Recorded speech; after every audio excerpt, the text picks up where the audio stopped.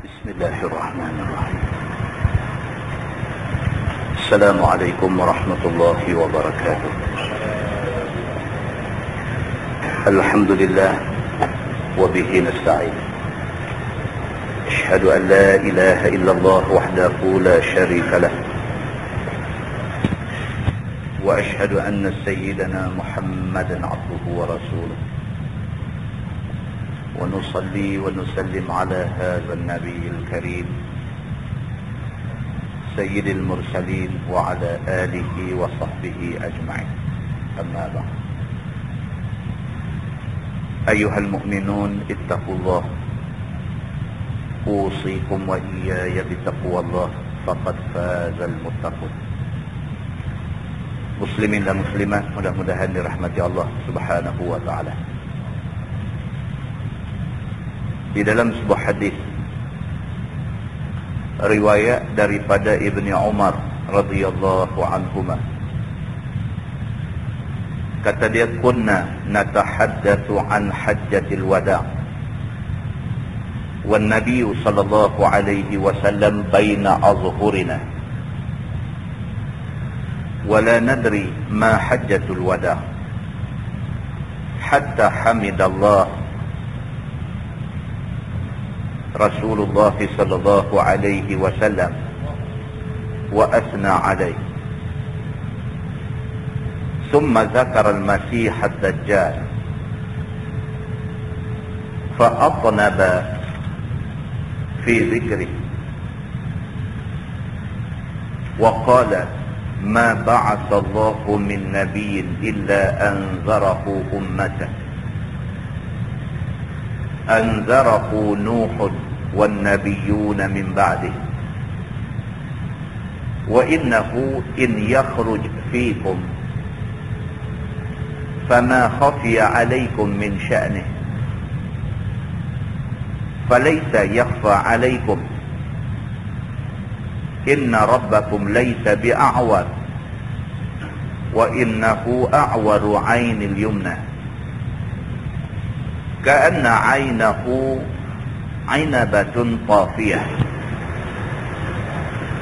ألا إن الله حرم عليكم دماءكم وأموالكم كحرمة يومكم هذا في بلدكم هذا في شهركم هذا، ألا هل بلغت؟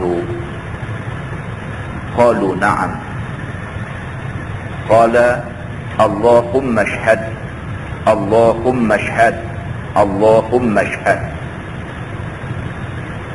ويلكم أو ويحكم، انظروا هل ترجعوا بعدي كفارا يضرب بعضكم رقاب بعض، أو كما قال. hadis sahih riwayat Al-Bukhari dan Muslim.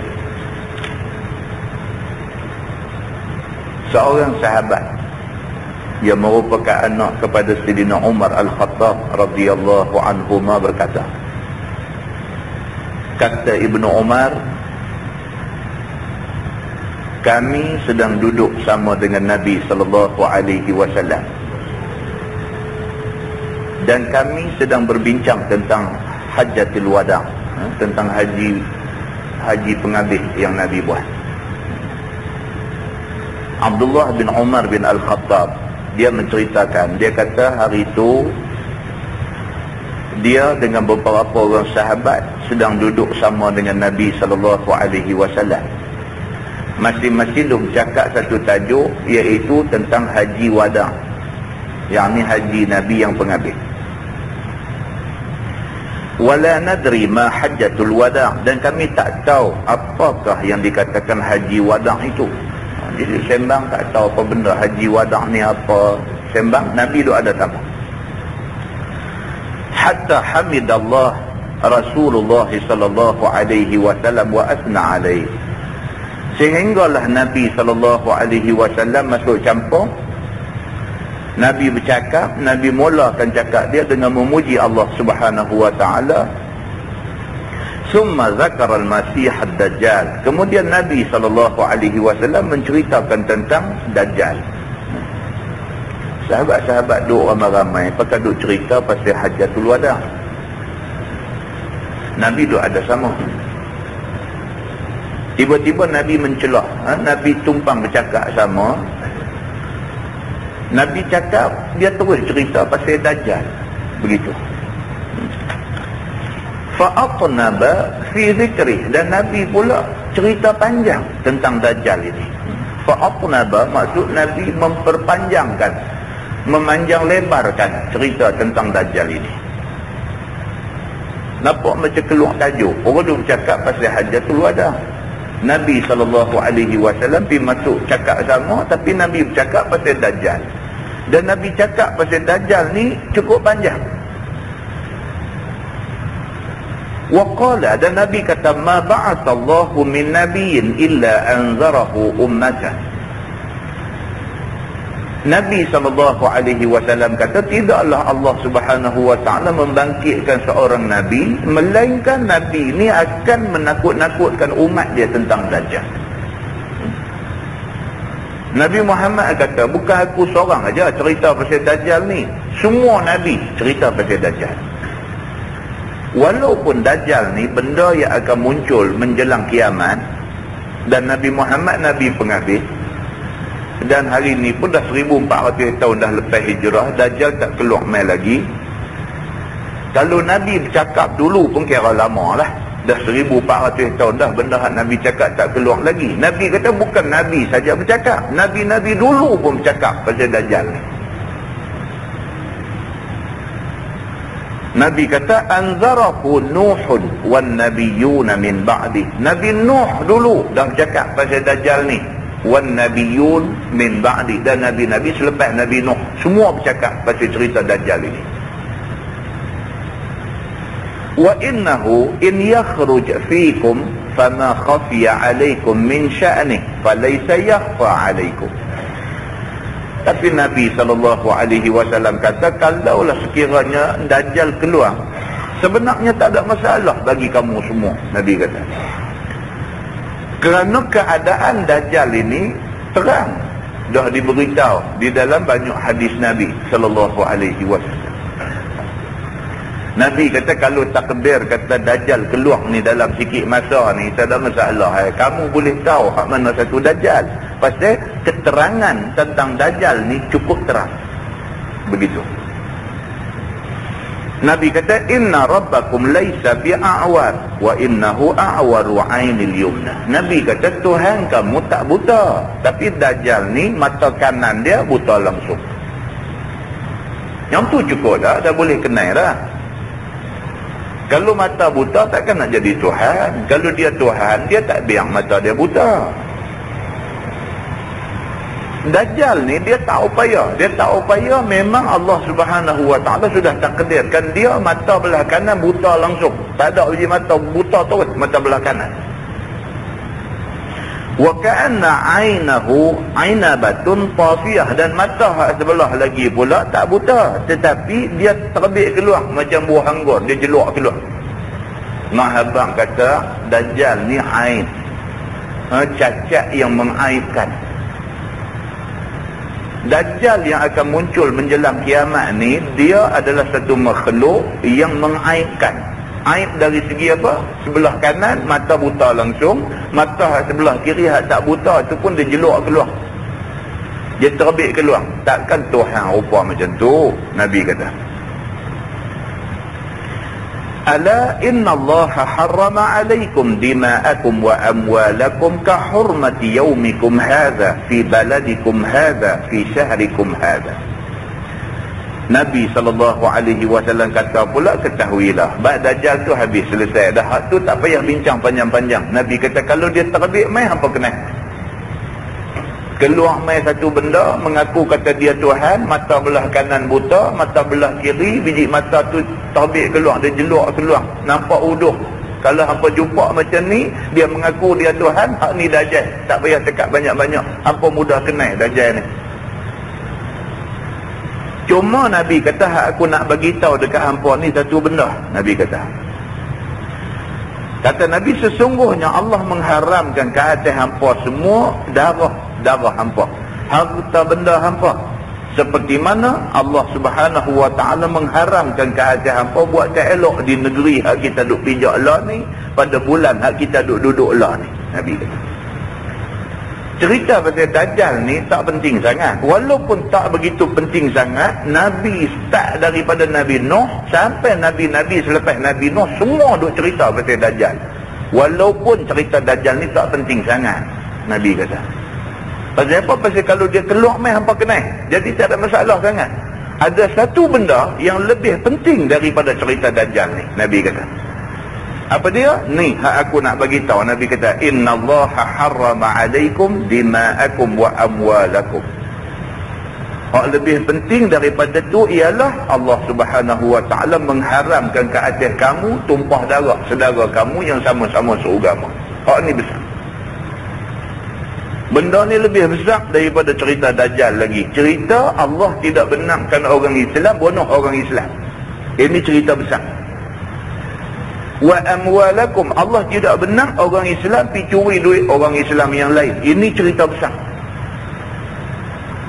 Dajjal ni tak berapa besar kalau nak banding dengan cerita ni. Cerita orang Islam bergaduh dengan orang Islam, ini cerita lagi besar. Cerita orang Islam sudah tidak rasa dia perlu jaga saudara dia sama se-Islam ni, ini cerita besar. Cerita orang Islam tidak sedar diri, cerita orang Islam lupa diri, cerita orang Islam hilang semangat keislaman, ini cerita besar. Muslimin dan muslimat yang dirahmati Allah sekalian, Nabi kata ni, Nabi tahu dah, Allah dah bagi tahu ke Nabi menjelang akhir zaman hak ni jadi masalah.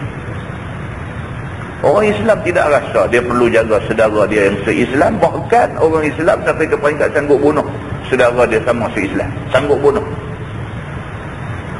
Dengan apa cara pun dia sanggup bunuh saudara dia yang sama seagama. Nabi kata ini soal besar. Menjelang kiamat benda ni jadi. Benda ni akan jadi. Orang Islam tidak rasa bersalah dia bunuh orang Islam yang lain. Dia tidak rasa salah. Dia curi harta benda saudara yang seagama dengan dia, dia tidak rasa salah. Sedangkan haram dia bunuh saudara yang seagama, haram dia pergi mencuri harta saudara yang seagama, seperti mana haramnya dia buat benda tak elok di atas bumi ni. Nabi kata di atas bumi Mekah, bumi Madinah ni. Nabi kata ala hal ballagtu. Nabi kata tidakkah aku sudah sampaikan benda ni ya Allah. Nabi lepas cerita macam ni, Nabi bercakap sorang-sorang. Nabi kata ala hal ballagtu. Ya Allah, tidakkah aku dah habaq benda ni ke depa ni semua. Nabi kata seolah-olahnya kalau esok berlaku orang Islam sanggup bunuh saudara yang sama seagama dengan dia, bukan kerana Nabi tak habaq, Nabi habaq dah. Nabi kata ala hal ballagtu. Tidakkah aku dah bagi tahu, aku sudah sampaikan benda ni. Qalu, jawab sahabat, na'am. Sahabat kata, ya, kamu sudah bagi tahu dekat kami tentang haramnya kami buat tak elok kepada saudara seagama dengan kami. Qala, kemudian Nabi kata, Allahumma syhad, Allahumma syhad, Allahumma syhad. Nabi kata, ya Allah, saksikanlah aku dah bercakap benda ni depan mereka. Ya Allah, saksikanlah aku dah bercakap benda ni depan mereka. Ya Allah, saksikanlah aku dah bercakap benda yang kamu suruh aku cakap di depan mereka. Nabi kata, ya Allah, jadi saksi. Benda hak kamu suruh aku bagi tahu mereka, aku dah pun bagi tahu. Itu maksud dia. Wailakum aw waihakum. Nabi kata, celakalah kamu. Unzuru hal tarji'u ba'di kuffaran. Nabi kata, cuba kamu perhati. Cuba kamu perhati tengok. Ada bencana yang akan menimpa kamu. Ada di kalangan kamu akan jadi kafir selepas daripada aku mati. Nabi kata, yadribu ba'dukum riqaba ba'din, iaitu apabila kamu bunuh saudara kamu sedangkan kamu seagama dengan mereka. Muslimin dan muslimat yang dirahmati Allah sekalian, hadis itu hadis sahih riwayat Al-Bukhari. Nabi SAW di hujung hadis tu Nabi sumpah. Nabi kata wailakum, ataupun Nabi kata waihakum. Maksud dia celakalah hamba. Siapa yang akan ditimpa celaka ni? Nabi kata di kalangan kamu la tarji'una ba'di kuffar. jangan ada di kalangan hampa ni dah lepas jadi Islam jadi kafir selepas daripada aku tak ada. Macam mana boleh jadi kafir? Yadribu ba'dukum riqaba ba'din. Apabila satu orang Islam tetap tengkok saudara yang se-Islam sama agama dengan dia, maka dia boleh jadi kafir. Menumpahkan darah sama seagama itu haram. Apabila dia tumpah darah saudara seagama, dia seolah-olah menghalalkan benda haram. Apabila menghalalkan benda haram, jadi kafir. Muslimin dan muslimat yang dirahmati Allah sekalian, hadis itu hadis sahih riwayat Al-Bukhari. Daripada hadis itu dapat kita faham. Yang pertama, cerita tentang kemunculan Dajjal yang merupakan fitnah besar sebelum jadi kiamat. Dan ini kena hati-hati. Oleh kerana Allah Nabi dah tak ada, maka kita sebagai ibu bapa kena peringatkan anak-anak kita macam mana Nabi-Nabi dulu peringat kepada umat-umat dia tentang kemunculan Dajjal ini. Satu. Yang kedua, daripada hadis ini juga dapat kita faham bahawa wajib ke atas kita jaga saudara kita yang seagama. Jangan sampai kita cederakan maruah dia, jangan sampai kita tumpahkan darah dia, jangan sampai kita curi harta benda dia. Kerana melakukan tiga benda tu, menjatuhkan maruah, membunuh ataupun mencuri hak kepunyaan saudara seagama, hukumnya haram di sisi agama, seperti mana haram kita buat benda tak elok di atas tanah haram. Yang ketiga, daripada hadis ni dapat kita faham bahawa akan berlaku di akhir zaman orang Islam berbunuh di antara sesama Islam. Maka Nabi SAW bagi ingat kepada kita, jangan sampai kita terlibat dengan benda-benda yang disebutkan oleh Nabi SAW di dalam hadis ini, kerana melanggar suruh Nabi itu perbuatan zalim. Di dalam sebuah hadis lain riwayat daripada Jabir radhiyallahu anhu, kata dia, anna Rasulullah SAW qala ittaqu zulma fa inna zulma zulumatun yawmal qiyamah wattaqu syuhha fa inna syuhha ahlaka man kana qablakum hamalahum ala an safaku dima'ahum wastahallu maharimahum, atau kama qala, hadis sahih riwayat Imam Muslim. Nabi SAW bersabda, Nabi kata ittaqul zulma, hendaklah kamu takut, jaga diri, jangan sampai kamu buat zalim. Nabi pesan, jangan sampai kamu ni buat zalim pada siapa-siapa. Bukan kepada manusia, pada binatang pun tidak boleh buat zalim. Ada satu sahabat tengah naik satu kenderaan, kemudian kenderaan ni tak mau jalan, maka dia maki hamun kenderaan dia. Satu riwayat kata unta, satu riwayat kata kaldah. Dia naik kenderaan ni duk buat tak mau jalan, dia maki hamun unta dia maki hamun keldai dia.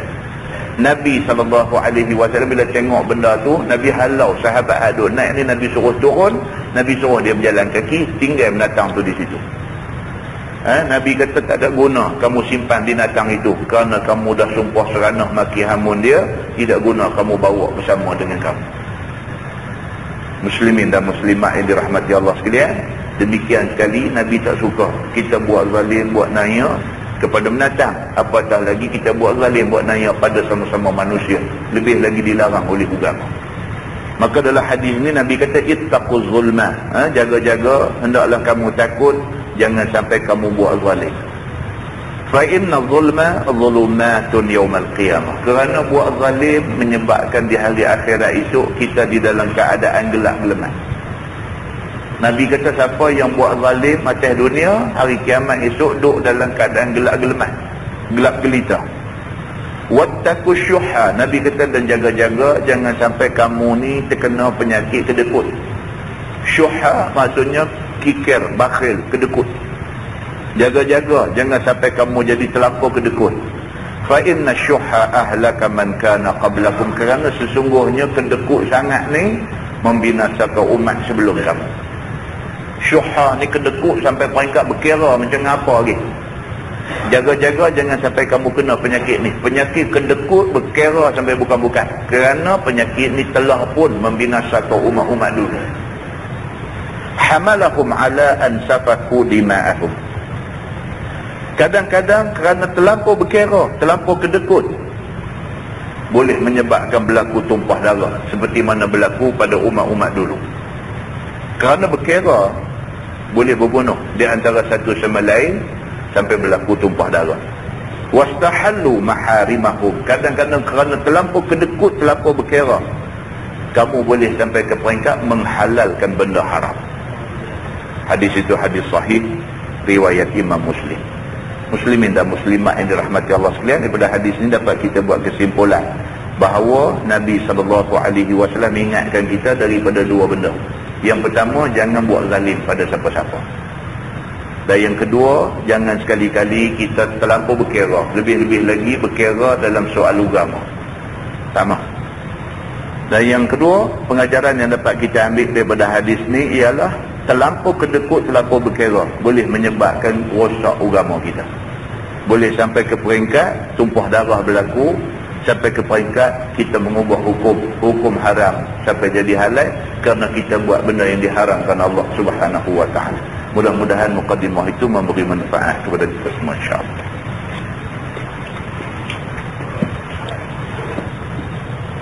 Kita menggunakan Bahrul Mazi jilid 4.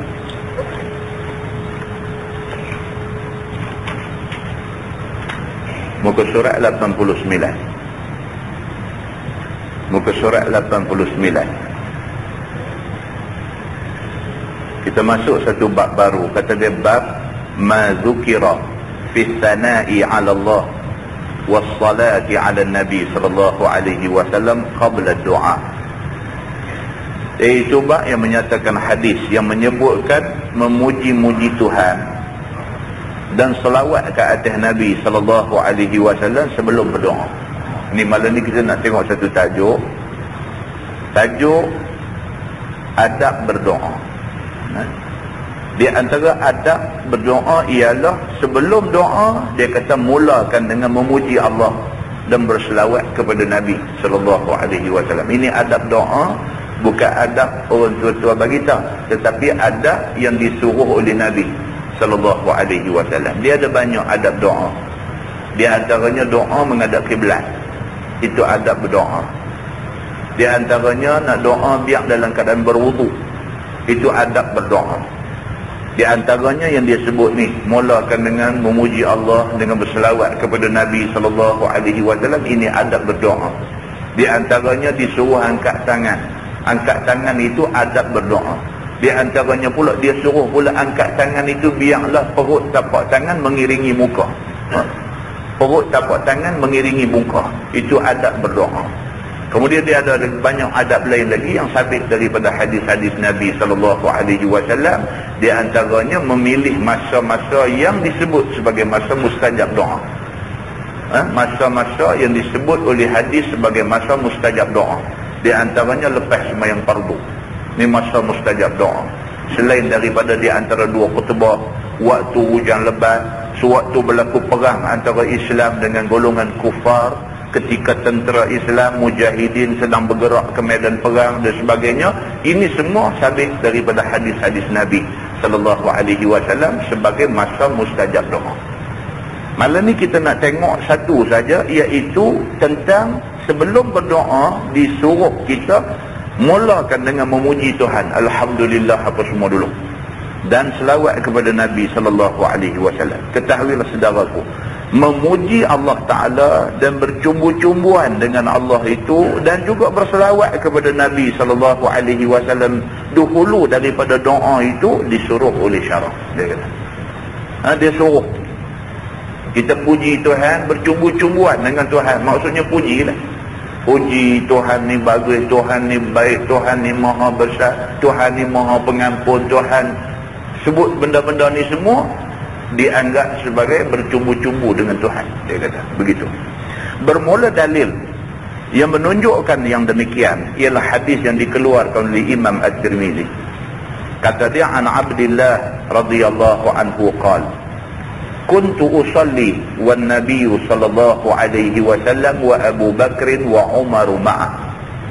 Diriwayatkan daripada Abdullah bin Mas'ud radhiyallahu anhu. Kata dia, adalah aku sembahyang serta Nabi SAW dan Abu Bakar dan Umar ada serta dia.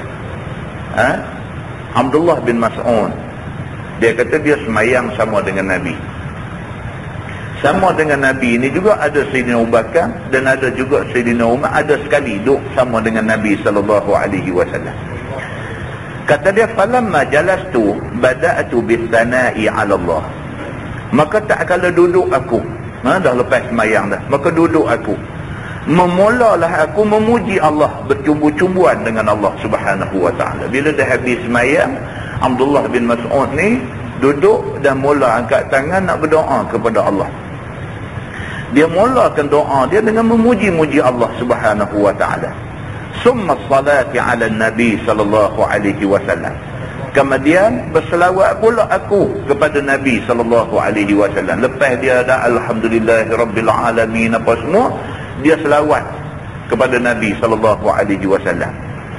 Summa da'autu li nafsi. Kemudian memohonlah aku kepada Allah Subhanahu wa ta'ala bagi diriku. Lepas itu dia pun barulah mula doa pada Tuhan.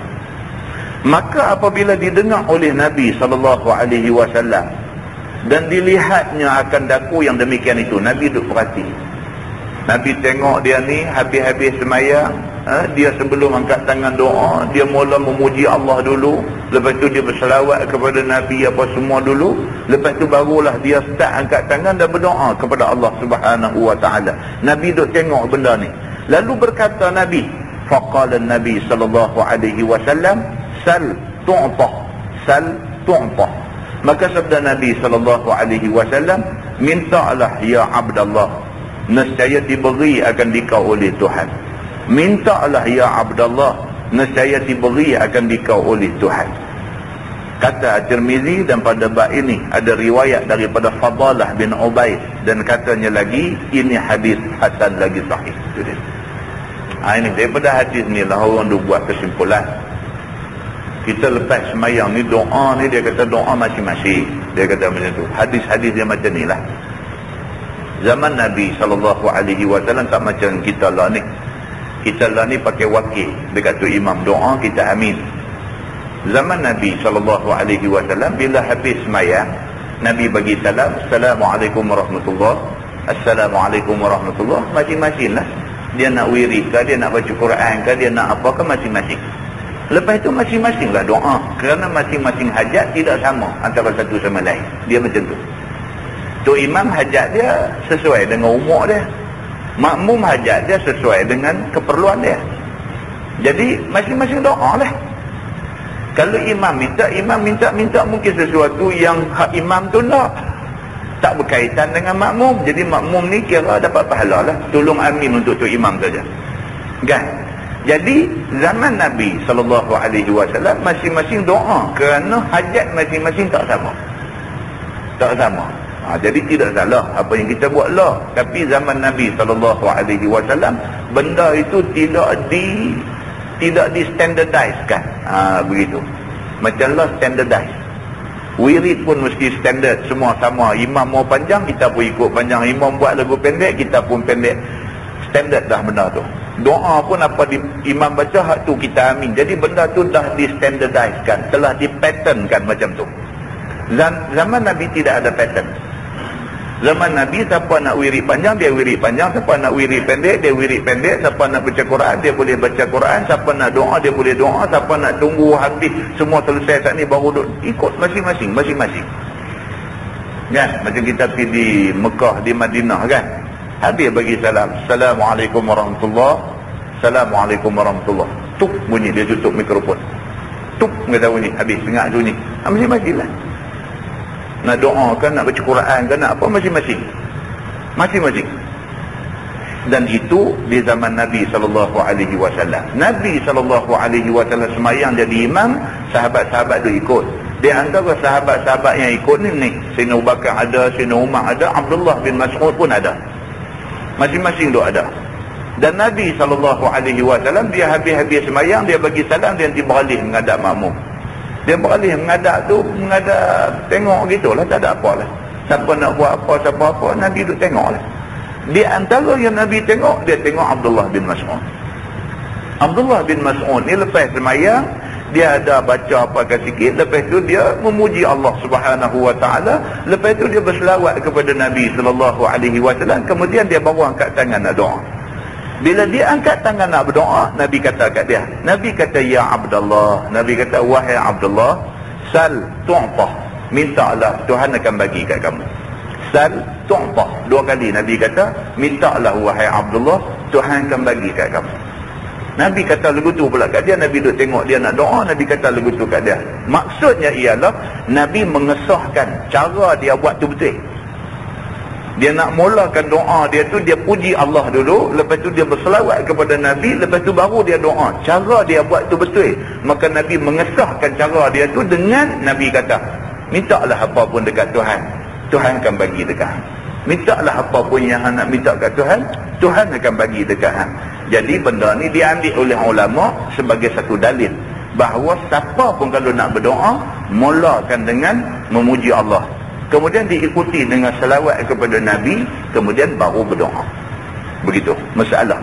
Memuji Allah dan selawat Nabi pada awal doa, adakah itu satu syarat bagi mustajab doa? Dia kata adakah ini syarat? Maknanya kalau tak buat yang ni, doa tak mustajab. Adakah macam tu? Dia kata dengan hadis yang tersebut dalam masalah tadi dapat diketahui bahawa satu syarat daripada mustajab doa itu ialah dengan memuji Allah dan bercumbu-cumbuan dengan Allah. Dia kata daripada hadis tadi dapat kita faham bahawa kalau nak doa mustajab, kena buat macam tu. Sebab Nabi mengesahkan itu cara boleh menyebabkan doa kita mustajab. Begitu. Dan selawat ke atas Nabi SAW, baik kerana dimisalkan, baik dia bawa contoh. Seorang apabila sudah cukup sempurna sembahnya pada satu raja besar, dan cukup sempurna puji dan cumbunya kepada raja besar itu, maka tidakkah sukacita raja besar itu. Dan jadilah seorang yang demikian itu sebenar-benar mengaku hamba kepada raja itu. Maka di dalam percumbuan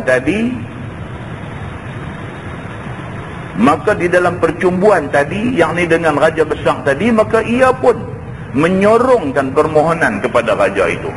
Dia buat contoh. Dia kata kita kalau nak minta apa-apa pada manusia, kita pergi mulakan dengan puji dia dulu. Pergi jumpa masuk, Assalamualaikum, pergi duduk tanya apa abang, macam mana bisnes lah, okey ke, bagi dia rasa syok kat kita dulu. Macam mana okey ke? Lah ni betul-betul duduk di mana, apa tu, tang kawasan tu bagus. Semua dulu dengar cerita depa beli rumah kawasan tu semua bagus. Bagi dia syok kat kita dulu. Bila dah sembang elok, dia pun panggil kopi, mes, cawan apa semua. Ni saya ni betul-betul nak minta tolong.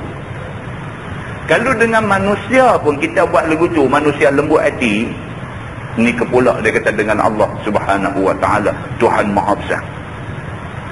Kita mulakan dengan alhamdulillahirabbil alamin, segala puji bagi Allah Tuhan semesta alam, apa semua karang puji-pujian bagi Tuhan ni banyak-banyak dulu. Barulah minta ya Allah, minta panjang umur ke apa ke semua. Jadi kena puji Allah dulu. Semacam mana kita dengan manusia pun kita buat macam tu.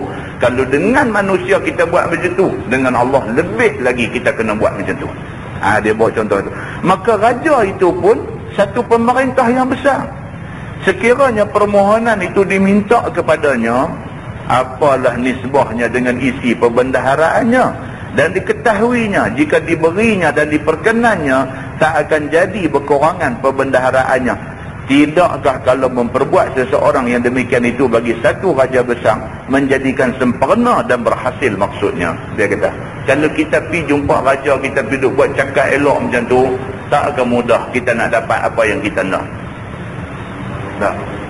Anak kita nak minta duit kat kita pun macam tu lah. Kan? Anak kita nak minta duit kat kita, dia bukan main-main, ayah main RM5. RM5 tak boleh, boleh 5 jari atas muka lagi. Kan?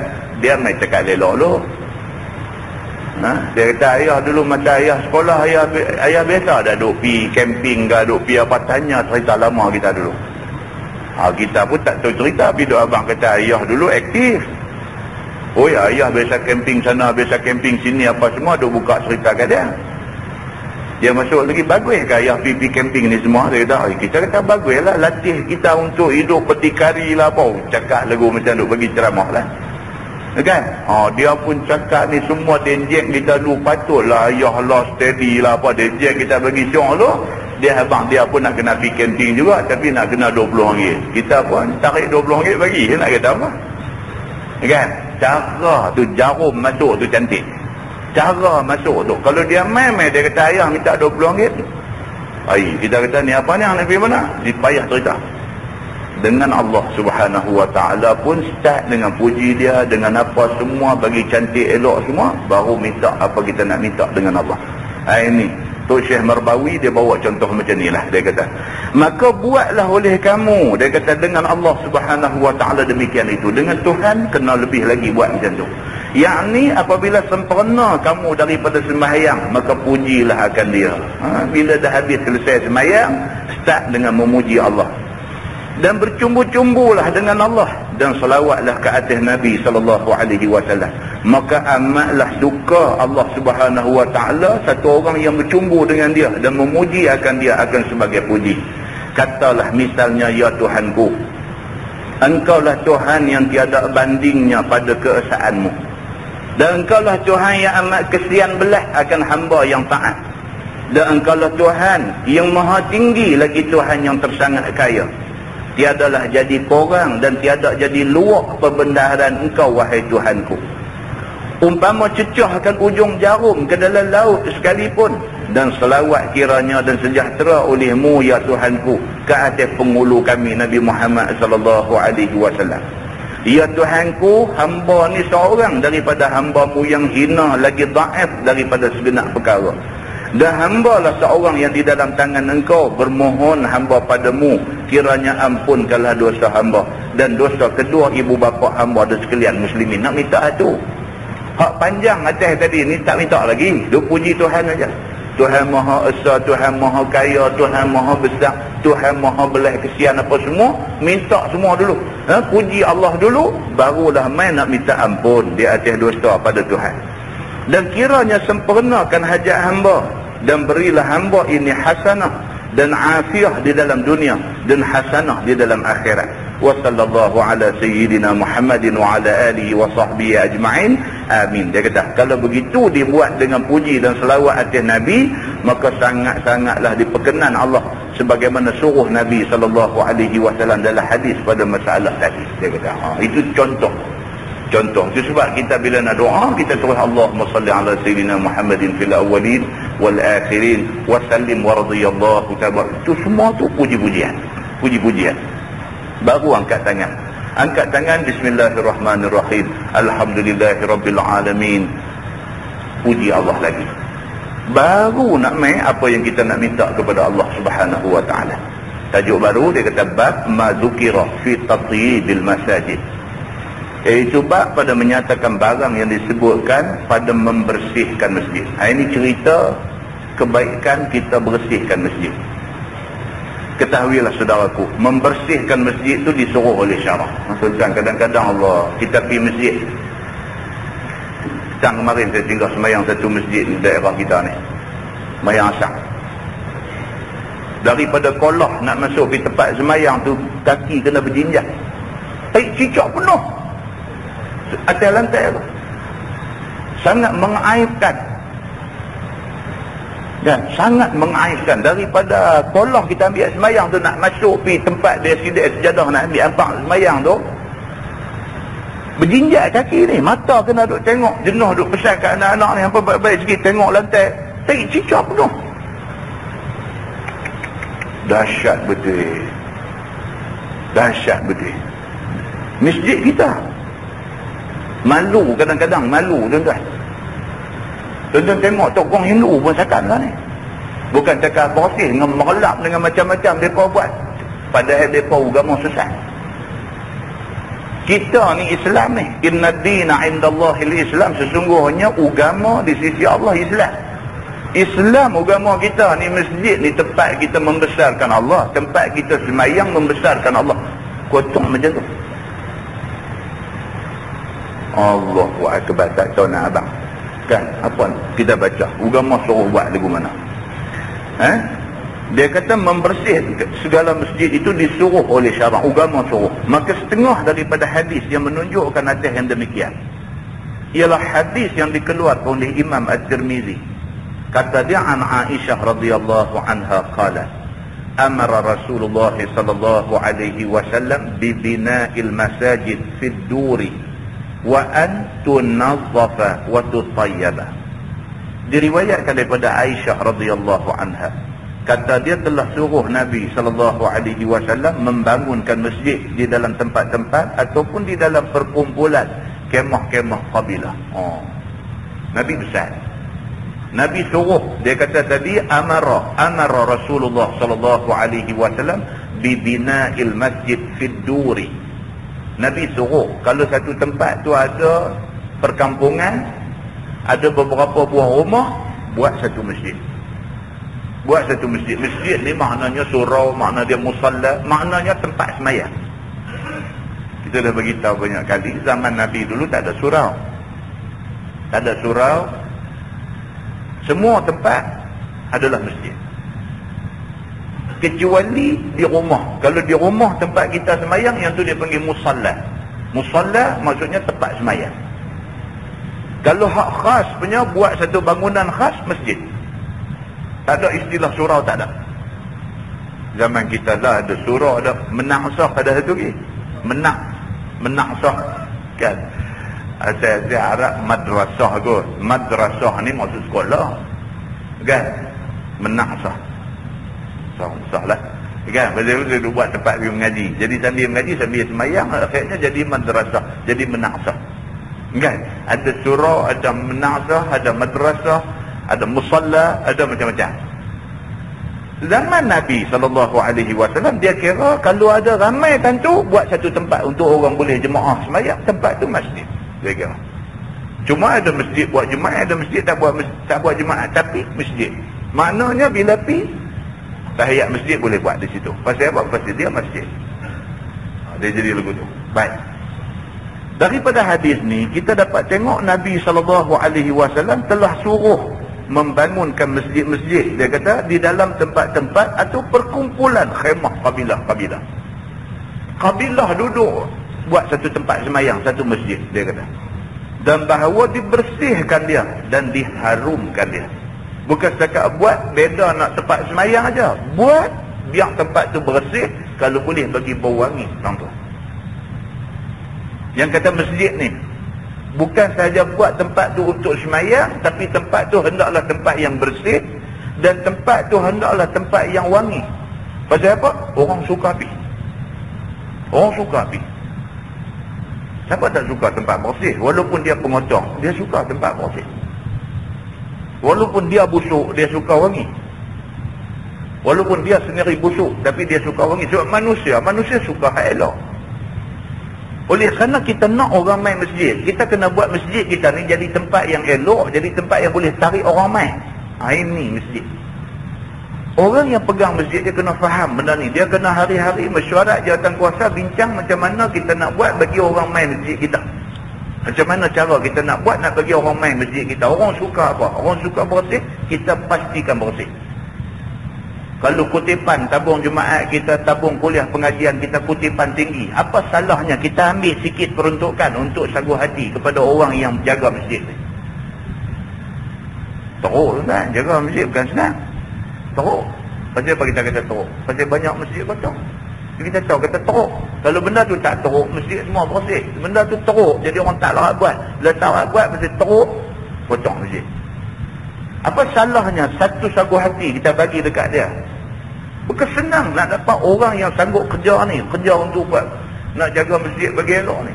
Nak jadi jawatan kuasa ramai. Tapi nak berkhidmat bila dah dilantik, nak berkhidmat setelah dilantik ni, yang ni tak ramai. Mesyuarat nak main kat tangan komplain ramai. Nak mengimarahkan masjid tak ramai. Ini masalah kita. Ini masalah kita. Maka dalam hadis yang kita dah baca ni, Nabi SAW dia bukan sahaja suruh buat masjid, tapi dia suruh masjid ni dibersihkan dan diharumkan masjid ni. Tentang kita tengok, kita tak ada, kita minta.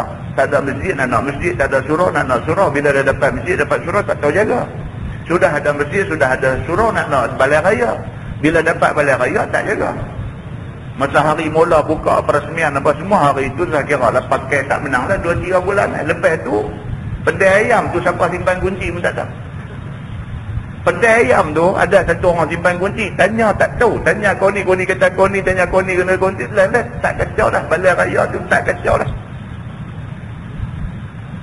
Tak ada nak. Bila dapat tak reti nak appreciate, tak reti nak menghargai benda yang kita dapat. Ini masalah ada. Keliling kita boleh tengok keliling, di mana pun boleh tengok benda yang sama berlaku. Masjid tak dijaga terbiak, surau tak dijaga terbiak, balai raya tak dijaga terbiak. Benda-benda ni semua kalau dapat dekat bangsa lain, mereka guna ni tak tahu nak abang. Kita ni tak ada nak bila dapat tak reti nak jaga. Ini agama suruh kita buat benda tu dan kita jaga benda tu, bagi hidup benda yang boleh membawa faedah dekat kita ni. Masalah membersihkan masjid dan menyapu, membuang sampah dan mengharumkan masjid, apa hukum dia? Apa hukum dia? Kita biduk cuci bersih masjid, bagi wangi apa semua ni, apa hukum dia? Berkata ulama, dipahamkan daripada hadis dalam masalah itu dan beberapa hadis sahih yang lain, bahawa disunatkan membersihkan masjid dan menyapu sampah-sampah dan membasuh kotak-kotaknya. Dan telah bersalah-salahan ulama makna tatib di dalam hadis itu. Kata setengahnya, membasuh akan dia sekiranya tiada padanya yang busuk atau sebagainya. Dan kata setengah ulama, makna tutayyaba itu ialah dilumukkan dengan bau-bauan yang wangi. Adapun membersihkan daripada najis, maka iaitu wajib, sebagaimana tersebut dalam masalah di dalam bab ma jaa fil baul yusibul ard, pada juzuk yang pertama bagi kitab ini. Dia kata jadi cerita dia apa, nak bagi wangi sunat, membersihkan masjid daripada najis wajib. Saya cicak najis ya, wajib kena cuci. Satu kawasan masjid ni kena cuci daripada najis, wajib hukum dia. Nak bagi wangi, ini sunat. Pasanglah apa-apa pun bagi bau sedap. Bila masuk dalam masjid tu bau semerbak, bau sedap. Rasa masjid ni menjadi satu daripada taman-taman syurga Allah. Rasa macam tu. Main masjid ni berasa selesa, berasa lapang, punya tu serabut perut. Bila sampai di masjid, ambil semayang-semayang. Lepas semayang duduk dalam masjid, tengah-tengah masjid, tengok keliling, berasa lega, berasa lapang. Maka masjid sudah menjadi satu tempat yang boleh menyumbang tenang, menyumbang ketenangan kepada manusia. Dia kena macam tu. Baik, kata Ibnul Arabi telah menyuruh Nabi SAW agar segala kabilah Ansar dengan mendirikan masjid di tempat-tempat mereka, supaya tiada sukar atas mereka itu pi balik pada Nabi SAW. Maka membawakan yang demikian itu menggugurkan jamaah. Nabi suruh sahabat-sahabat Ansar yang duduk jauh pada masjid, Nabi suruh mereka buat satu masjid dekat tempat mereka, supaya bila ada masjid dekat tempat mereka tak keguguran semayang berjemaah. Maksudnya boleh semayang berjemaah. Kalau nak mai jauh, pakai tak mai kan? Duduk jauh ni, duduk ni taman bukit, nak turun bukit senang dah kan? Nak turun bukit nak mai ni, kerana nak semayang waktu ni berasa payah, akhirnya semayang di rumah tak berjemaah. Rugilah tak dapat semayang berjemaah. Kalau lugu tu buat satu surau di sana, dia kata buat satu masjid di sana. Masjid maksudnya tempat untuk nak berhimpun semayang, supaya mereka tidak keguguran daripada mendapat fadilat semayang berjemaah. Begitu dia kata. Dan menyuruh Nabi SAW akan mereka itu dengan membersihkan masjid, seperti pada hadis dan masalah tadi. Nabi bukan saja suruh buat, Nabi suruh jaga masjid yang dah dibuat ini. Maka di dalam As-Sahih menyebutkan bahawasanya Nabi SAW bersabda, sabda Nabi telah ditunjukkan pada aku akan segala amal umat aku. Nabi cerita dalam satu hadis, Nabi kata Tuhan ada tunjuk dekat Nabi amalan umat Nabi ni, eloknya, yakni baiknya dan jahatnya.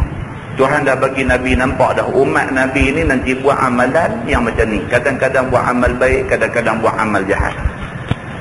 Maka aku dapati, Nabi kata, daripada setengah seelok-elok amal itu ialah membuang penyakit daripada jalan. Nabi SAW kata, ditunjukkan kepada aku ada di kalangan umat aku ni punya bagus.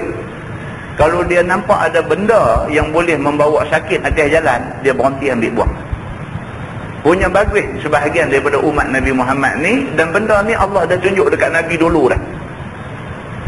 Nabi ditunjukkan ada di kalangan umat Nabi Muhammad ni, tengah duk naik kenderaan ke duk berjalan kaki, tengok atas jalan ni ada paku karat di kayu ke apa-apa, dia berhenti, dia ambil, dia buang di tempat yang tak boleh memudaratkan orang. Ada sebahagian umat Nabi Muhammad yang keprihatinan dia sampai macam tu, dia prihatin.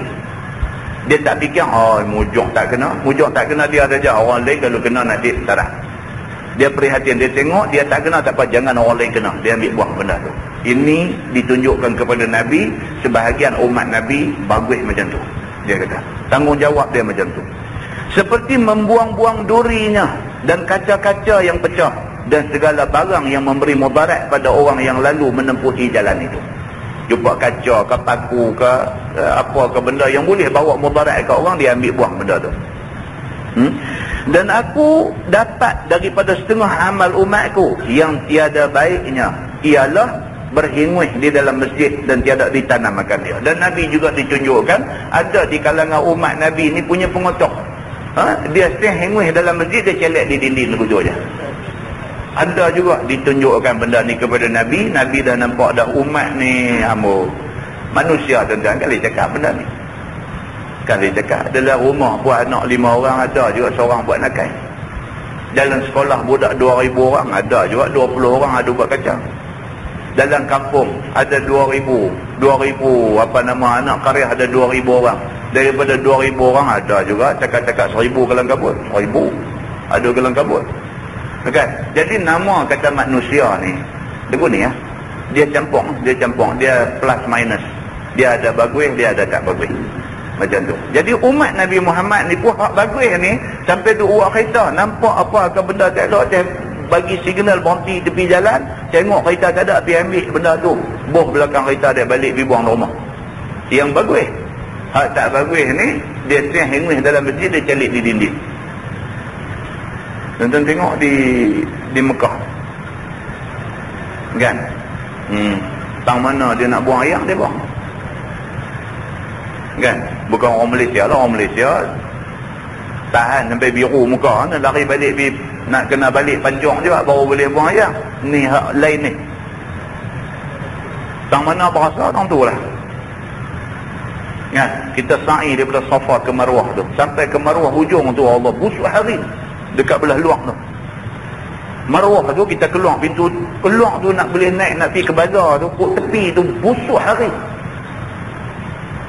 Dia pakai buah tang tu. Puak Saudi ni hak mana hak bagus-bagus, hak jubah putih, serban merah atas kepala, bila lalu tengok puak ni duduk himar, dia kata, dia marah. Himar, dia kata, perangai macam keldai. Tang mana nak buang air, buang. Pancung bukan tak ada, bilik air bukan tak ada, tapi dah tabiat dah macam tu. Tabiat dah macam tu. Nampak? Islam lah tu, orang Islam lah. Islam ni bukan orang Melayu punya. Islam ni bangsa apa pun boleh jadi orang Islam, tapi dia jadi lagu tu. Nabi SAW, Allah dah bagi nampak dah ke Nabi, ada di kalangan umat Islam esok ni, umat Nabi Muhammad esok ni, dia pergi duk buat kelaku macam ni, dia kata. Ada yang bagus-bagus, benda tak elok ambil lepak buang dan sebagainya. Dan aku dapat daripada setengah amal umat aku yang tiada baiknya ialah berhinguih dalam masjid dan tiada ditanamkan dia kata. Dan setengah daripada amal yang baik yang ditunjukkan ke atasku ialah pahala-pahala umatku, sehingga pahala kotor-kotor dan sampah-sampah yang dikeluarkan oleh seseorang daripada satu masjid itu pun ditunjukkan kepada aku. Itu dia, Allah tunjuklah dekat Nabi. Ada di kalangan umat Nabi Muhammad ni, kira sampai apa dalam masjid hak tak elok ni, kucik-kucik tolong pergi buang. Allah tunjuk dekat Nabi, Nabi dah nampak dah dulu ni, ada orang yang jaga masjid sampai macam tu. Dan lagi ditunjukkan kepada aku segala dosa umat aku, maka tiadalah aku lihat akan satu dosa yang lebih besar daripada lupakan Quran. Ada pula ditunjuk kepada Nabi di kalangan umat Nabi Muhammad yang berdosa besar, ialah orang yang pernah hafal Quran lupa. Dosa besar. Dia kata lupakan Quran ataupun lupakan satu ayat daripada Quran. Dah hafal dah lupa. Tuan-tuan, ada anak nak pergi belajar hafal Quran ni bagus, tapi kena selalu peringat dia, jangan lupa. Lupa dia berdosa di sisi Allah Subhanahu wa taala. Sebab ayat Quran ni amanah. Ayat Quran ni amanah. Bila dia ambil 30 juzuk buah dalam dada dia, itu amanah Allah, Allah bagi ke dia. Kalau dia lupa balik benda tu, dia pecah amanah. Dia pecah amanah, dia berdosa. Ini. Dan membersihkan masjid itu, iaitu tiada membiarkan di dalamnya cemar-cemar dan sampah-sampah.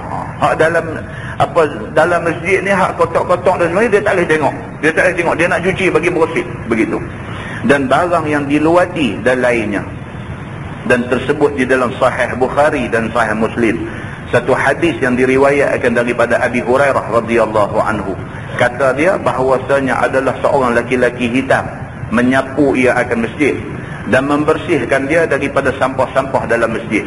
Maka matilah laki-laki ni. Ni hak kita cerita di masjid tu Abdullah Tanah Liat baru ni. Seorang sahabat kulit hitam apa semua, rajin duk buat kerja kelola masjid, bersih masjid dan sebagainya. Nabi realize, Nabi sedar tentang dia ni bagus duk buat kerja untuk masjid ni. Nabi tahu dia ni. Dan pada masa itu tiada dapat khabar kepada Nabi SAW akan kematian dia, sehingga ditanam orang akan dia. Dia mati, orang tak abang ke Nabi. Pasal dia ni bukan orang besar, bukan orang kaya, bukan orang terkenal. Jadi bila dia mati, dia pakai urus-urus mayat dia disimpan, tak bagi tahu mati ni kepada Nabi SAW. Maka tanyalah Nabi SAW tentang hal dia. Maka jawab seorang daripada sahabatnya, iaitu Abu Bakar As-Siddiq radhiyallahu anhu. Kata Abu Bakar telah mati dia. Nabi tanya, mana pi ni? Dia ada satu orang apa, Nabi tak tahu nama apa. Tapi Nabi tahu dia ni satu orang yang dalam masjid ni dia kalut. Dia buat kerja untuk berkhidmat untuk masjid ni, Nabi tahu. Tapi dah tak nampak banyak hari. Nabi tanya. Bila Nabi tanya, Abu Bakar kata dia dah mati. Maka sabda Nabi, mengapakah tiada kamu sekalian bagi tahu kepada aku akan kematian sebelum tanam? Nabi kata, pasal apa tak ada siapa bagi tahu kat saya dia ni mati? Nampak tuan-tuan?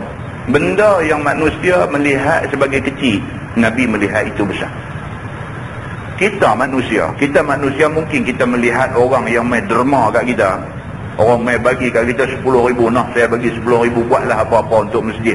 Kita melihat orang ni besar. Dan dalam masa yang sama ada satu orang tak ada lah nak bagi sampai 10,000, cuma dia bagi khidmat dekat masjid. Main tu cuci masjid, tak ada siapa suruh pun dia main, dia masuk pergi bilik air duduk basuh, beram-beram beli sabun-sabun apa, dia beli pakai duit dia. Beli tahu apa duit, sabun 2-3 ringgit, dia nak banding dengan kawan bagi 10,000 tadi ni, dia bagi 2-3 ringgit. Tapi tiap-tiap kali orang main masjid ni tengok bilik air tip-top, bilik air dapat nombor 1, cukup bersih. Orang tak pernah tahu dia yang duk buat, duk jaga bilik air masjid ni. Manusia, penilaian manusia, hak 10,000 ni hebat lah, aduh cuci ni apa. Tapi Nabi SAW, Nabi melihat ni ada buat kerja yang macam-macam ni, Nabi melihat dia cukup besar. Sampai dia tak ada, Nabi sedang dia tak ada. Nabi tanya, bila orang bagi tahu kat Nabi kata dia dah mati, Nabi marah. Nabi kata, pasal apa sampai tak ada seorang pun main abang dekat aku dia ni mati? Sebelum tanam bagi tahu kat aku. Nabi kata benda macam ni, begitu. Supaya aku sembahyangkan mayat dia. Nabi kata supaya aku salah seorang yang pergi sembahyang mayat dia ni. Tuan-tuan, kita kalau kita mati, tok guru hak bagus-bagus main sembahyang mayat kita, Allah. Dan tok guru hak bagus-bagus ni turun main sembahyang mayat kita, Allahu Akbar. Senang kan nak dapat doa di atas kemustajab macam mana dengan Allah. Nabi pula main sembahyang mayat, Allah. Tentang berapa kali dah kita cerita Abdullah bin Ubay bin Salul, bapa munafik mati. Masa hidup punya jahat, Allah yang mengetahui. Apa dia tak buat ke Nabi? Macam-macam rencana jahat disusun untuk nak memudaratkan Nabi. Tapi bila mai sakit kuat, dalam keadaan nazak nak mati, dalam keadaan macam tu teringat. Dia kata, kalaulah aku mati, jangan lupa panggil Nabi mai sembahyang mayat aku. Nabi, orang yang dia jadikan sasaran dia semasa dia hidup. Nabi yang dia jadikan sasaran dia semasa dia hidup, macam-macam dia buat dekat Nabi ni. Sampai ke peringkat kalau boleh nak Nabi mati. Tiba-tiba bila dia sakit kuat, masa tu dia teringat kat Nabi. Dia panggil anak dia, dia pesan, kalau sekiranya aku mati, suruh Nabi sembahyang mayat aku. Minta pula jubah Nabi untuk pakai nak buat kapan mayat dia. Nampak tuan-tuan? Ni pula sahabat ni bila mati, Nabi kata, awak tak abang dekat aku nak semayangkan mayat dia. Kemudian sabda Nabi SAW, tunjukkan olehmu pada aku akan kubur dia. Maka datanglah Nabi SAW akan kuburnya, lalu sembahyang dia atasnya. Yang ni dalam kitab hadis dia menjelaskan, maksud yang kata sembahyang atasnya ialah berdoa di atasnya. Nabi pergi berdiri di atas kubur dia, Nabi berdoa. Kemudian sabda Nabi SAW lagi, adakah sekalian isi kubur itu tinggal? Adalah sekalian isi kubur itu tinggal di dalam kelam yang amat sangat. Maka tak kala berdoa aku di atas laki-laki itu, diterangkan Allah Subhanahu Wa Taala ke atas isi kubur ini dengan berkat doa aku itu. Nabi kata kubur cerita dia gelap. Kubur ni gelap. Kubur hanya akan dapat cahaya terang, Nabi kata, apabila orang yang baik-baik di antaranya Nabi mai doa untuk dia, Allah akan bagi cahaya kepada penghuni kubur itu. Tu tuan-tuan, kita tengok banyak hadis anak Nabi wafat. Masa nak ke bumi, masa nak letak mayat dalam liang, Nabi tahan dulu. Nabi tanya dulu, siapa di kalangan kamu semua ni, sahabat-sahabat ada ramai ni. Nabi kata, siapa di kalangan kamu semua yang seingat-ingat kamu daripada semalam sampai siang kemarin tak ada buat dosa apa-apa? Nabi tanya. Satu orang kata, aku rasa aku tak ada buat dosa apa. Nabi kata, kamu turun dalam liang nak sambut mayat letak tu. Nabi pilih, Nabi mau orang yang tak buat dosa turun dalam tu. Bukan sembarangan ni tuan-tuan. Ni cerita ni pengambil. Dia nak pindah daripada alam dunia, Nabi masuk alam akhirat. Nabi kata, innal qabra awwalu manazilil akhirah. Sesungguhnya kubur ni adalah awal-awal rumah bagi akhirat. Beza dia ni, kita lah ni duduk alam dunia, masuk dalam tu dia panggil alam akhirat. Permulaan alam akhirat ialah kubur. Nak masuk daripada alam dunia, nak masuk alam akhirat ni, hendaklah orang yang masuk di letak dia tu orang yang bersih. Jaga sampai macam tu. Jaga sampai macam tu. Pasal apa? Pasal benda ni melibatkan soal susah senang di akhirat. Nabi SAW kata kubur gelap.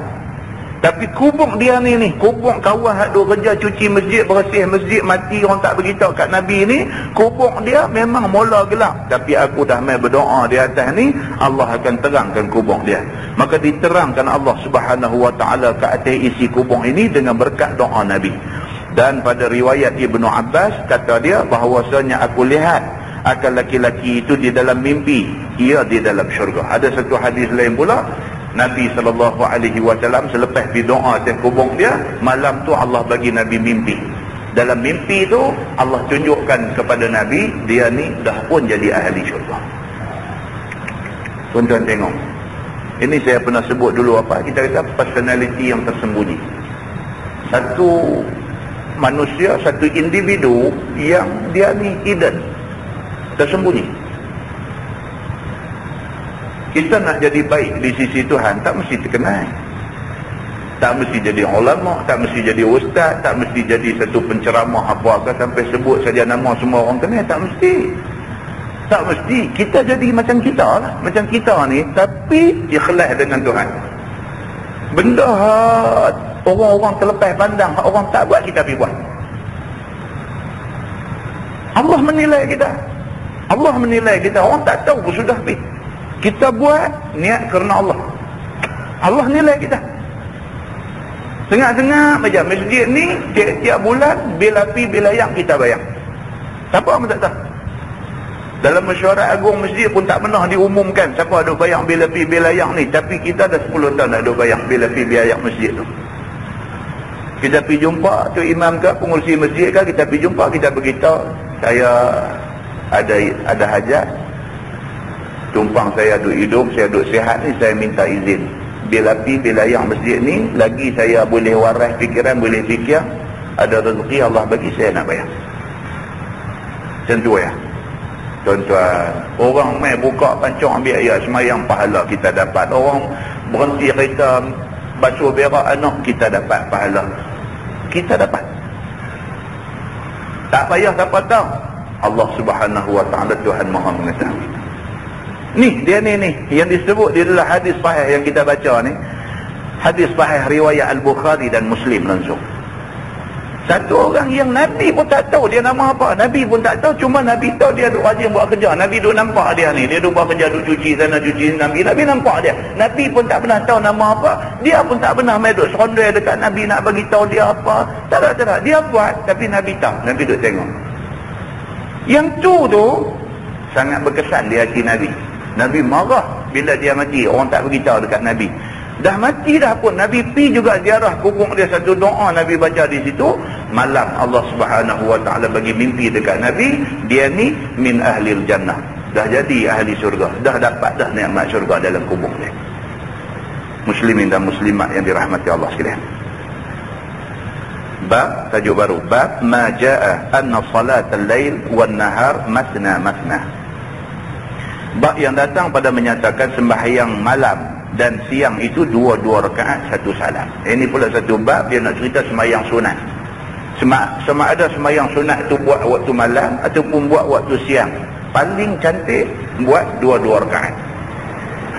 Ketahuilah saudaraku bahawasanya sembahyang malam dan sembahyang tahajud malam-malam dan sembahyang sunat siang-siang itu ada bersalah-salahan ulama padanya. Ada khilaf di kalangan ulama.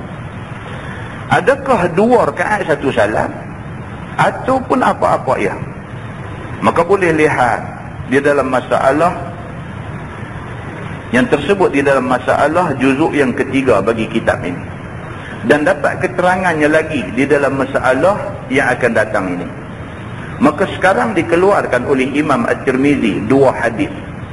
Kata dia, An Ibn Umar radhiyallahu anhuma anin Nabi sallallahu alaihi wasallam qala salatul lail wan nahar masna masna. Diriwayatkan daripada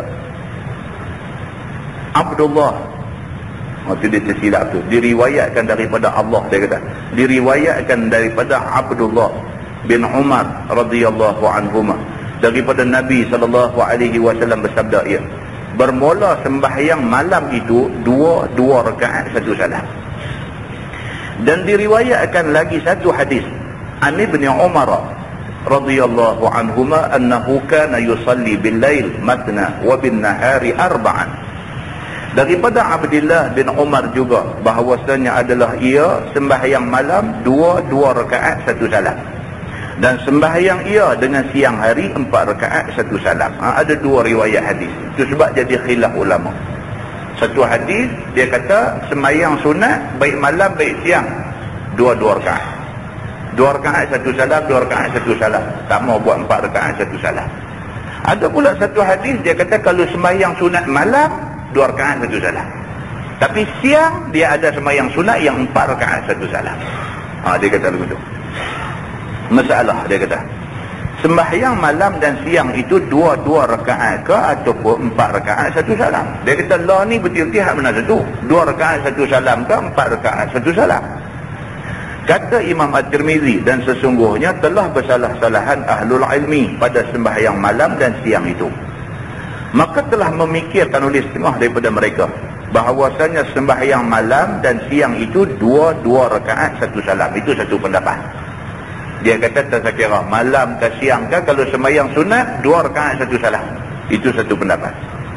Dan ini adalah qaul Imam Asy-Syafi'i dan Imam Ahmad bin Hanbal. Imam Syafi'i kata macam tu. Dan telah berkata setengah mereka itu bermula sembahyang malam itu 2 rakaat satu salam, dan memikir mereka itu akan sembahyang sunat siang hari 4 rakaat satu salam. Satu golongan lagi dia kata kalau malam 2 rakaat satu salam, kalau siang dia ada yang 2 rakaat satu salam, dia ada yang 4 rakaat satu salam.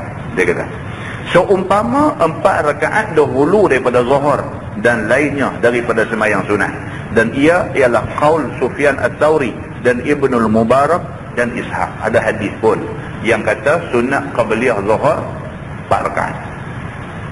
Jadi ceritanya sembahyang sunat ni elok buat 2 rakaat 1 salam. Siang ke sembahyang sunat malam ke 2 rakaat 1 salam. Itu pendapat Imam Asy-Syafi'i. Dan ada juga pendapat kata siang ada sembahyang yang boleh buat sembahyang sunat 4 rakaat 1 salam. Contohnya apa? Sembahyang qabliyah zuhur. Dia boleh buat 4 rakaat 1 salam. Jadi buat mana-mana satu pun tidak jadi kesalahan, sebab dua-dua pun sabit daripada hadis Nabi sallallahu alaihi wasallam.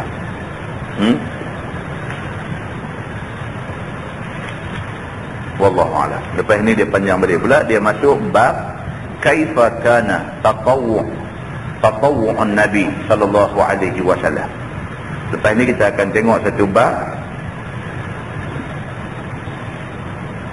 yang menceritakan tentang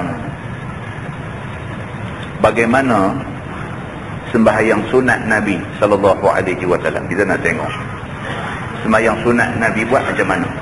Kan kita pun kadang-kadang tuan-tuan, sembahyang ni pun dia macam-macam cerita kan. Masing-masing kadang-kadang buat ikut. Yang tu yang banyak. Kita kata contoh sembahyang hajat sudah. Macam-macam style sembahyang hajat ni. Kan? Biasa kita tu tengok sembahyang hajat 2 rakaat. Rakaat pertama Fatihah dengan qul ya ayyuhal kafirun. Rakaat kedua Fatihah dengan qul huwallah. Kan? Lepas tu bagi salam macam biasa. Itu satu biasa orang buat. Ada pula buat satu sembahyang hajat pula macam tu juga. Rakaat pertama Fatihah qul ya. Rakaat kedua Fatihah qul huwallah. Lepas tu hak sujud penghabis sujud bagi lama. Itu satu kaifiat pula. Sujud hak penghabis itu sebelum bangkit tahiyat akhir tu sujud bagi lama sampai ada kawan lena terus dalam duduk sujud tu. Orang lain bangkit dia tak bangkit terus lah. Selamatlah dia ni. Lena punya lama sujud. Ada pula satu lagi pula macam tu juga. Fatihah qul ya, kemudian rakaat kedua Fatihah qul huwallah, apa semua bagi salam. Lepas bagi salam terjun pergi sujud balik pula dah. Ada juga macam tu. Kan, lepas bagi salam dah, Assalamualaikum warahmatullahi, Assalamualaikum warahmatullahi, dum kata sujud. Belakang ni pun bukan sujud juga dia pun tak tahu kepala ikut. Orang bukan sujud dia. Tak ni jadi salah pula ke apa ke. Tu pun satu kaifiat juga, dia ambil mana pun kita tak tahu. Terjun sujud pula. Kan? Kot kata ada satu hadis Nabi ke apa ke suruh buat macam tu kan. Dan lepas bagi salam sujud pula. Sujud dalam agama ni, dalam hadis ni, sujud ni cuma satu sujud tilawah. Bila kita baca ayat Quran jumpa ayat sajdah, sujud. Itu satu sujud. Yang kedua sujud syukur lah. Bila kita dapat satu-satu nikmat apa-apa, sujud dengan syarat-syarat yang tertentu lah. Sujud tu sujud syukur. Sujud sembahyang hajat ni tak pernah jumpa lah. Dekat ni tak pernah jumpa. Ada juga masjid buat lagu tu, dia pakai terjun sujud turut lah. Kadang kita percegok jadi kelaku tu kita jadi nak tergelam. Macam-macam pesen tu ada. Lepas tu kaifiat bacaan ni pun macam-macam lah. Ada kata baca ayat kursi 7 kali baca. Lepas baca Fatihah baca ayat kursi.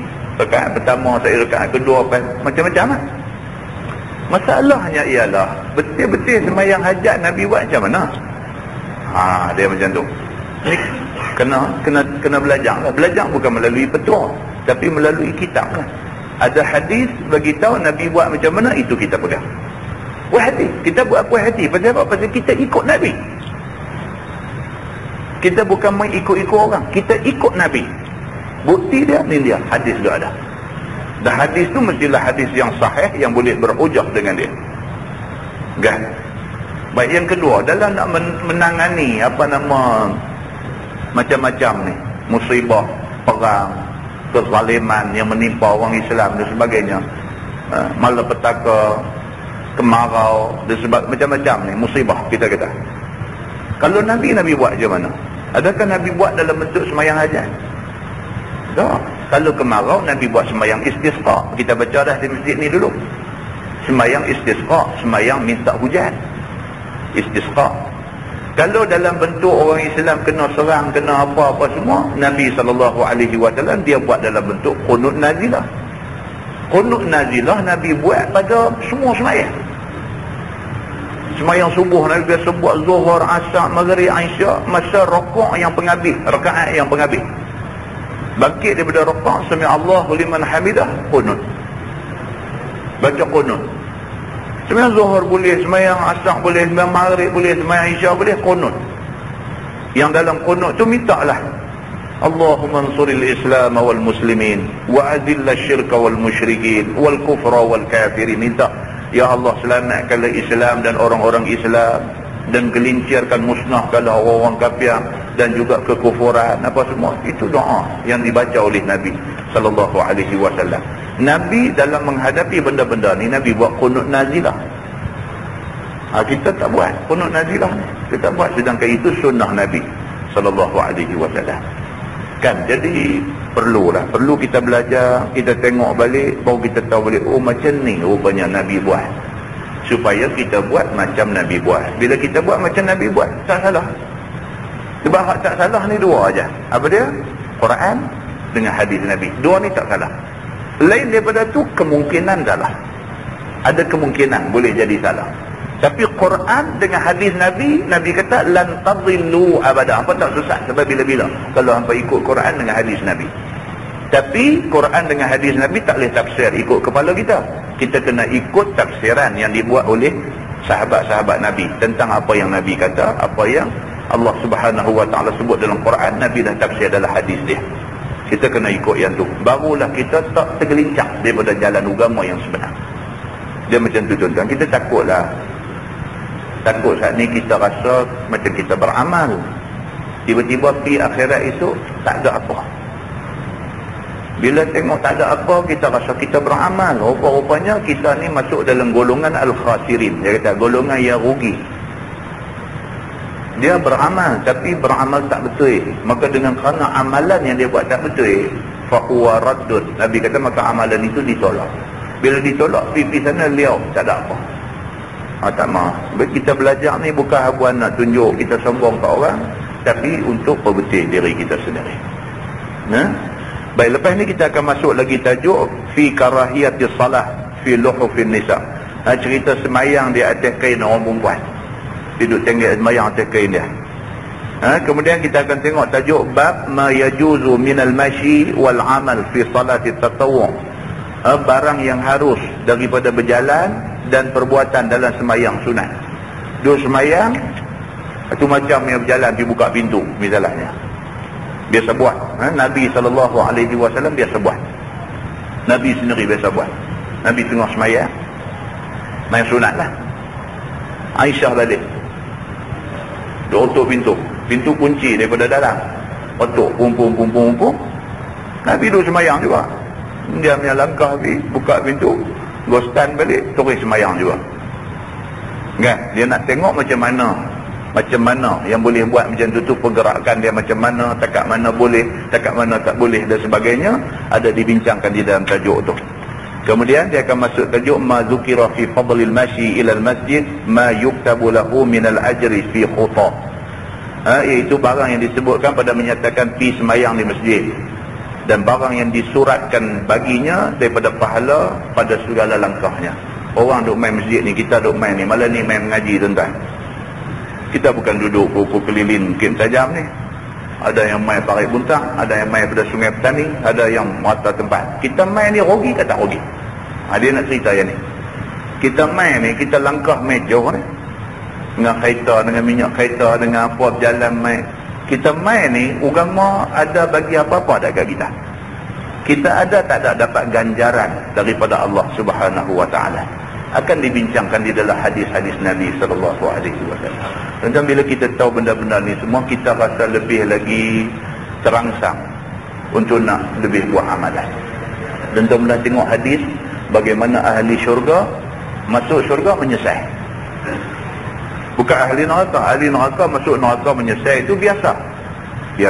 Sebab masuk kena neraka menyesal. Dia kata kalau aku tahu lah neraka teruk macam ni, dia kata dulu masa aku hidup aku akan jadi orang yang cukup beriman dengan Allah. Menyesal itu biasalah.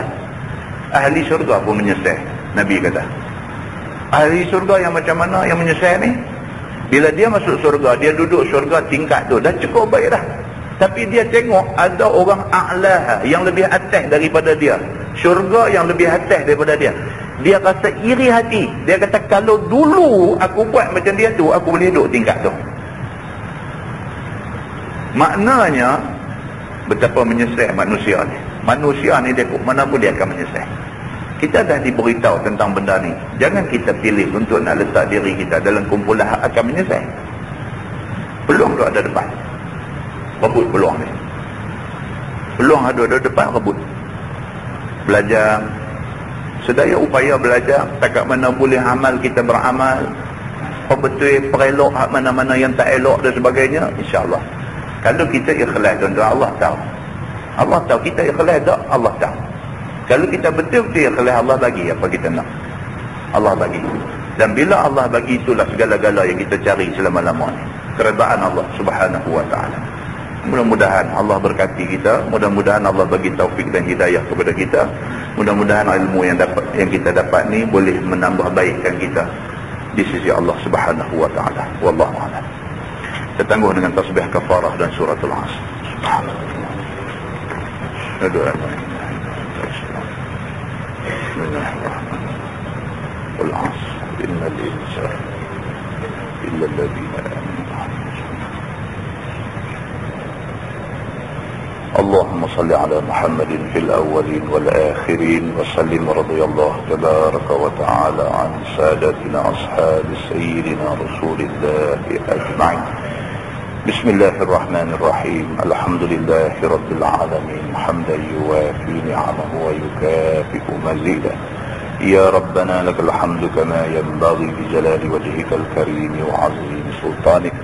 رضينا بالله ربا وبالإسلام دينا وبمحمد نبيا ورسولا. اللهم افتح علينا فتوح العارفين وارزقنا فهم النبيين بجاه خاتم المرسلين. اللهم فقهنا في الدين وعلمنا التأويل واهدنا صراطك المستقيم. اللهم أرنا الحق حقا وارزقنا اتباعه وأرنا الباطل باطلا وارزقنا اجتنابه. اللهم اجعل جمعنا جمعا مرحوما وتفرقنا من بعده تفرقا معصوما. وصلى الله على محمد وعلى آله وصحبه وسلم والحمد لله رب العالمين. السلام عليكم.